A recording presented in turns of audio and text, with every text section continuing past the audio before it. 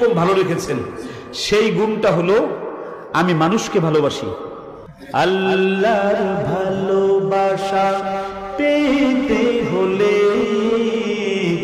মানুষকে ভালোবাসো প্রাণটা খুলে। অবহেলা করো না কাউকে যেন, ধনী গরিব অসম করো না ভুলে। ঠিক কিনা জোরে বলেন। আমাদের ভালোবাসার ভিতরে 10 প্রকারের ভালোবাসা আছে। সন্তানকে দেখলে একরকম ভালোবাসা, ভাইকে দেখলে আর এক রকমের ভালোবাসা, বোনকে দেখলে আর এক রকমের ভালোবাসা, শালীকে দেখলে আর এক রকমের ভালোবাসা, প্রতিবেশীকে দেখলে আর এক রকমের ভালোবাসা। ঠিক কিনা জোরে বলেন। রাসূলুল্লাহর ভালোবাসার একটা কালার ছিল শুধু সাদা, সাদা আর সাদা।